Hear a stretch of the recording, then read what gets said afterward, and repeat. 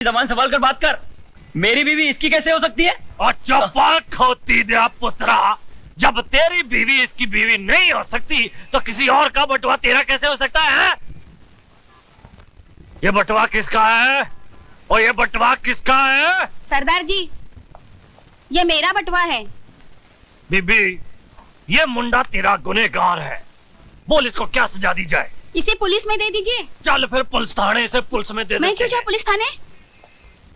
ओ बीबी, पहले रिपोर्ट लिखानी पड़ती है, फिर मुकदमा चलता है, फिर गवाही के लिए जाना पड़ता है, उसके बाद तारीख पड़ती है, फिर दूसरी तारीख पड़ती है, इतनी तारीख पड़ती है कि बंदा खुद तारीख हो जाता है। लेकिन मुकदमे का फैसला नहीं होता। जब तक मुकदमे का फैसला होगा ये मुंडा 10-15 मुंडों का बाप बन चुका होगा और तो कुछ 10-15 पोते पोतियों की दादी। चल थाने रिपोर्ट लिखाते नहीं हैं। बाबा, मुझे इस लफड़े में नहीं पड़ना। मेरा बटुआ मिल गया और कुछ नहीं चाहिए। ओ तुम लोग यहाँ क्यों खड़े हो? कोई लड्डू बटने वाले? चलो माँ आइए, चलो दौड़ जाओ। ओए, तू कहाँ जा रहा है? अपना काम करने। और कौन सा काम करने जा रहा है? वही काम जो अभी किया था, लेकिन पकड़ा गया। उल्लू के पट्टे, उल्लू दे पट्टे, शर्म नहीं आती तेरे को? है? कोई अच्छा काम नहीं कर सकता? मेहनत का काम। देख सरदार, तूने अपन को पब्लिक के सामने बचाया, इसके वास्ते अपन चुप है क्या? लेकिन अपन को उल्लू उल्लू नहीं बोलेगा क्या? अपनी भी कुछ मार्केट में इज्जत है। और तेरी इज्जत दी तुम है? अब भी उतारता हूँ तेरी इज्जत। कहाँ लेके जा रहा है? Police station. अरे सरदार, काय को अपने धंधे की माँ किया कर रहा है? तू अपना काम कर और मुझे अपना काम करने देना। मत बोल, तू नहीं सुधरेगा। अपन के माँ बाप ने जब अपन को नहीं सुधारा तो तू दूसरे के फटेले में क्यों टांग डालता है? मत बोल, तेरे माँ बाप नहीं है? क्या एड़े जैसी बात करता है? माँ बाप के बिगड़ कभी बच्चा पैदा होता है क्या? और मेरे माँ बाप ने मुझे पैदा करके गटर में फेंक दिया था। वाहेगुरु, अगर मैं तुझे अपना बेटा बना लूं तो? सरदार, तू बहुत ही कच्चे दिल का आदमी है। 2 मिनट में छोकरी तरह रोने लगा। अरे अपन के साथ जीना चाहिए, बिंदास। जहाँ सो गया वहीं सवेरा हो गया। बैठ जा बेटा। हाँ, वाहेगुरु।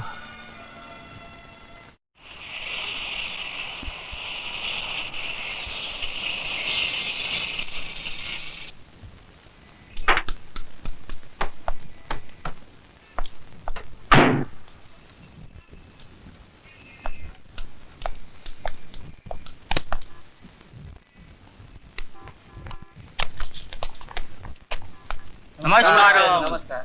ये राजू है, आज से ये हम लोगों के साथ में ही रहेगा।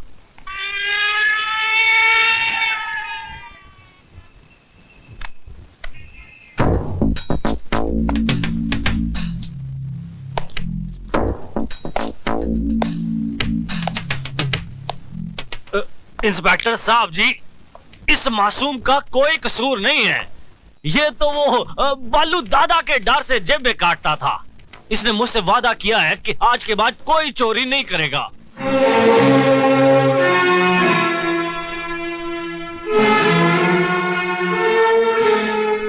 इंस्पेक्टर नहीं बाबा, फिरोज। हाँ, कई साल पहले एक औरत का मंगलसूत्र चुरा कर जो भाग रहा था, जिसे अगर आपने बचाया नहीं होता तो शायद एक मुजरिम के रूप में वो खड़ा होता। फिरोज, ओए,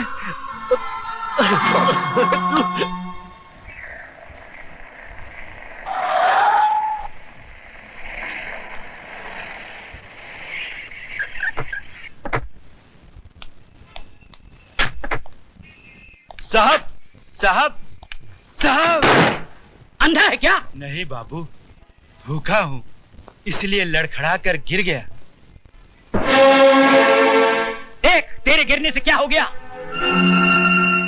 मामूली सा दाग लग गया है, मैं अभी इसे साफ किए देता हूँ। तेरी नजर में ये मामूली सा दाग होगा, मगर हमारी नजर में ये कार बिल्कुल बेकार हो गई है। और राय बहादुर उस चीज को कभी इस्तेमाल नहीं करता जिस पर एक भी दाग लग गया हो। सिक्योरिटी, इस गंदगी को बाहर फेंक दो और फिर दोबारा ये इस ऑफिस की इर्द गिर्द भी दिखाई ना दे। चले बुड्ढे, बाहर निकल, चल।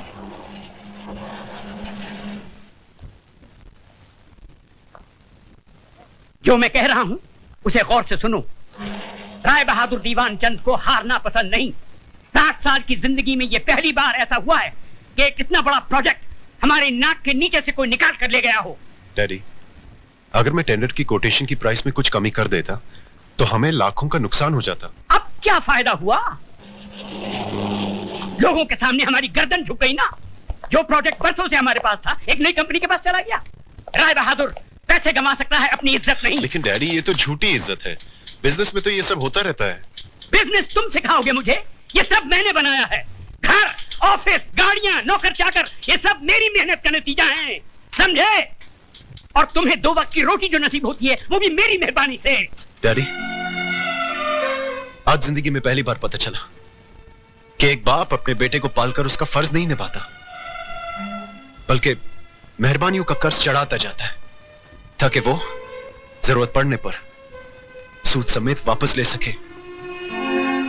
ये शान और शौकत, ये ऐशो आराम आप ही को मुबारक हो डैडी। जीने के लिए सिर्फ 2 रोटी की जरूरत होती है और वो मैं कोई भी काम करके कमा लूंगा। Good bye mister Rai Bahadur.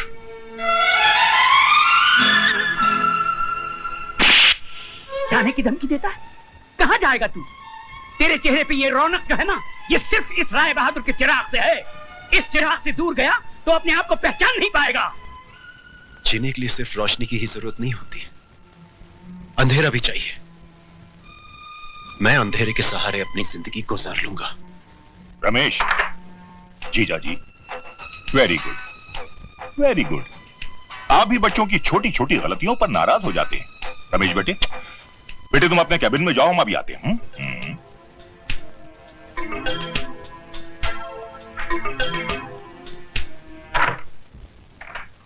साले साहब, आपको नहीं मालूम कि इस बेवकूफ की वजह से। जीजा जी, जीजा जी, रमेश मां की गोद में पलकर बड़ा हुआ है और आज बाप के कांधों पर।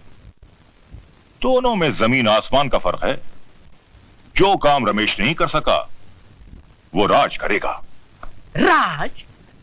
साले साहब, लगता है लंदन में रहते रहते आप सठिया गए।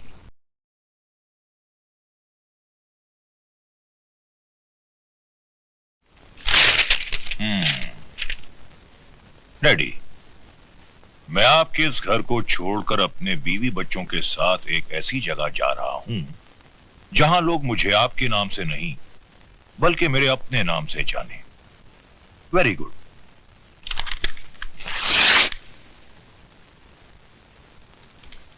आपने खत क्यों फाड़ दिया? मैंने फैसला कर लिया है। तो तुमने जाने का फैसला कर लिया है? Very good, very good. इसके बारे में अपनी बीवी और बच्चे से पूछा? बीवी बच्चों से क्या पूछना? पत्नी का घर वही होगा जहां पति रहेगा। हरगिज नहीं। तुम क्या समझते हो, इस बेवकूफी के रास्ते पर मैं तुम्हारे साथ चलूंगी? अपने बच्चे के सर से हवेली हटाकर उसे गंदी झोपड़ी में डाल दूंगी? आज मैं समझा, तुम्हें पति नहीं, पति की दौलत चाहिए। जिनके पास दौलत नहीं होती वो पति भी नहीं रहते। क्योंकि औरत किसी दौलत वाले के साथ चली जाती है। औरत नहीं, अक्लमंद इंसान। राज को देखो, वो पिताजी को कभी जवाब नहीं देता। पिताजी उससे खुश रहते हैं और तुम हमेशा अपने उसूल और आदर्शों के चक्कर में पड़े रहते हो। मैं अपनी औलाद को सड़क पर भटकने नहीं दूंगी। उसके मुकद्दर में अगर हवेली का सुख है तो तुम्हें उसे छीनने का कोई हक नहीं। पत्नी और संतान के लिए इंसान ने क्या क्या कुर्बान नहीं किया। हाँ, बच्चे की आड़ लेकर तुमने अपनी कहानी अच्छी तरह से बयान कर दी। समझ गया मैं। अग्नि के सामने ली गई सारी कस्में सब झूठी थी। शारदा, मेरे मकसद में तुम मेरी मदद करो या ना करो, तुम्हारे मकसद में मैं तुम्हारा साथ जरूर दूंगा, ताकि सब कुछ पाने के बाद जब तुम्हें पता चलेगा कि दौलत सब कुछ नहीं है, तब तुम्हें एक पति की जरूरत होगी। और उस वक्त शारदा, मैं नहीं रहूंगा।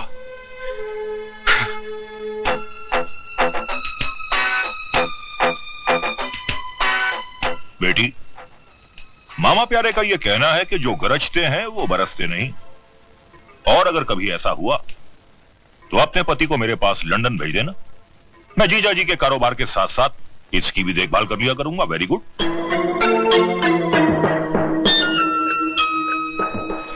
रोक दे भाई, रोक दे, घर आ गया। उतरो सिस्टर डार्लिंग। हाँ सिस्टर, तुमने पुकारा हम चले आए, छोटी सिस्टर को भी साथ लाए रे।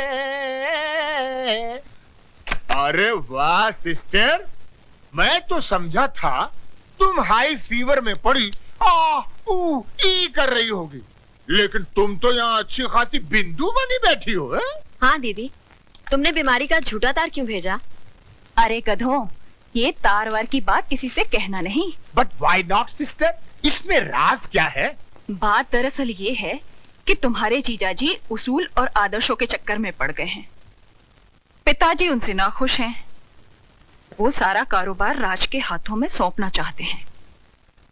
राज ने अगर कारोबार संभाल लिया तो पिताजी फौरन उसका घर बसाना चाहेंगे।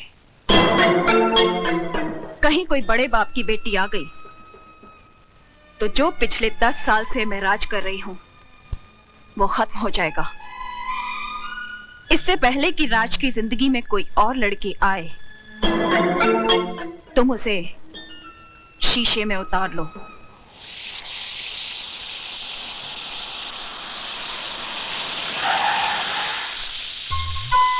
चलो मौसी, पैदल चलते हैं, दादी परेशान हो रहे होंगे। 2 मिनट रुक जा, बस आती होगी।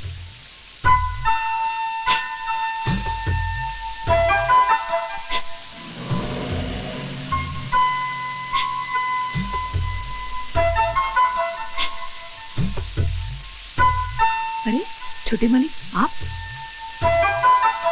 अरे मौसी, आओ गाड़ी में बैठ जाओ।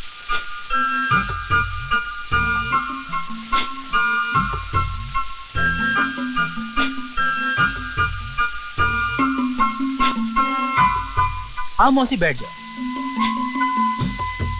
बैठ जाओ ना मौसी। चल बेटी, आजा जल्दी। अरे आओ ना। मौसी, क्या हुआ? तुम आगे बैठो, मैं पीछे बैठूंगी।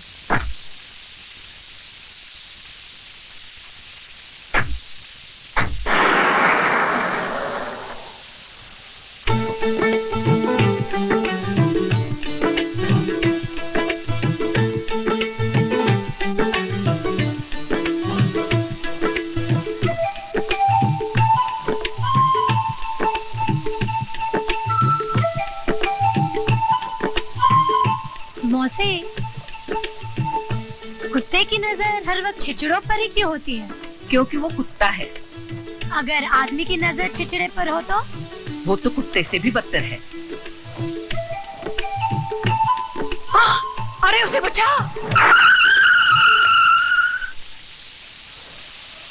कहाँ खो गया था तू? कहीं नहीं। अगर आप सामने देखकर गाड़ी चलाएंगे तो एक्सीडेंट नहीं होगा।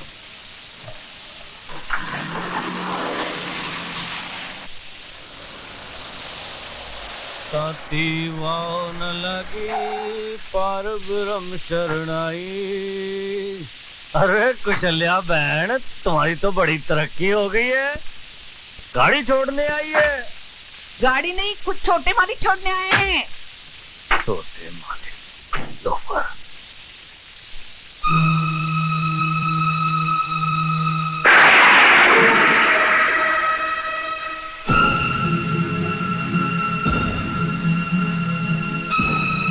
गल अब समझ में आई, कसाई के दिल में रहम क्यों आया। कुशल्या बहन, 40 साल से इन रईस जादों के साथ रहने के बावजूद भी तुम इनको नहीं पहचानी, पर मैं जानता हूं इन्हें। रास्ते में कोई गरीब पड़ा हो ना तो उसकी मदद करने के लिए ये अपनी गड्डी नहीं रोकेंगे, लेकिन जैसे ही कोई लड़की अपनी जवानी का बोझ अपने कंधे पे उठाए चली जा रही हो, उसे देखते ही इनके कदम दया धर्म की ब्रेक पे फौरन चले जाते हैं। क्यों राज साहब, ठीक कहा ना मैंने? ये करतार सिंह तुम्हारे जैसों की नस्ल से बड़ी अच्छी तरह से वाकिफ है। और सुनो, दोबारा गलती से भी मेरी बेटी के करीब आने की कोशिश ना करना। जाओ जाओ।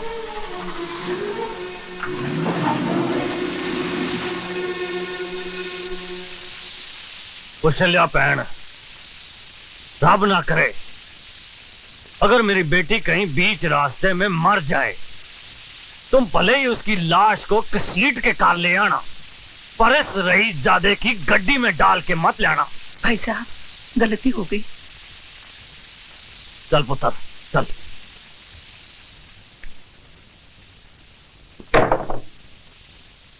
ये कौन है? ए शानी, जरा अपनी जुबान को ब्रेक लगा। फिर उठा लाए किसी को? मैं खुद नहीं आया था, वो तो सरदारी को चांस दे रहा था कि मुझे सुधार के थोड़ा पुण्य कमा ले। बेटी ये राजू है, बड़ा ही प्यारा बच्चा है, बेचारे के माँ बाप नहीं है। इसका मतलब ये भी मेरी तरह लावारिस है। ए, क्या तू भी बिगड़ेली थी मेरी तरह? नहीं, मैं सुधरेली थी। तो फिर इधर सरदार जी की स्कूल में क्या करी है? तुम जैसों को सुधारने का इंतजाम करती हूँ। चल पहले हाथ मुंह धो। काय को जाता है कि एक फटके में सारा बोल वचन दूर कर दूं। सरदार जी, ये फूलन देवी है क्या? झांसी की रानी। दार जी, पापा को दो प्यार जी। जीती रहे। ये तो इमोशनल फैमिली लगती है। माला, आती हूँ रीमा। अरे बाबा देर हो रही है, जल्दी चलो। दार जी, मैं स्कूल जा रही हूँ, शाम को मिलूंगी, नाश्ता कर लेना। ठीक है पुत्र, अपना ख्याल रखें।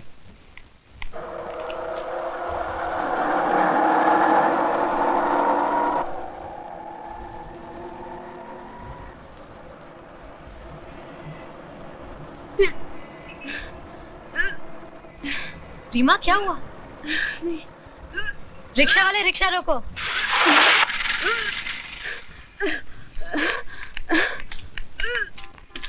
तू ठीक तो है? रीमा, क्या हुआ तुझे? हुआ नहीं, होने वाला है। बारात आने से पहले बच्चा आ गया।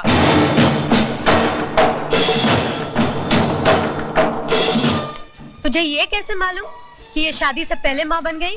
अगर शादी हुई होती तो मांग में सिंदूर और गले में मंगलसूत्र नहीं होता। तेरी शादी हुई है? हाँ। क्या सबूत है? माए बोलता है ना। तू क्या राजा हरिश्चंद्र है? तो जाके मेरी बीवी से पूछ ले। तेरी बीवी से पूछने से सिर्फ ये पता चलेगा कि वो शादीशुदा है, तू नहीं। तो गले में मंगलसूत्र और मांग में सिंदूर लगा के घूमो। हाँ, तुम लोग भी औरत की तरह माथे पे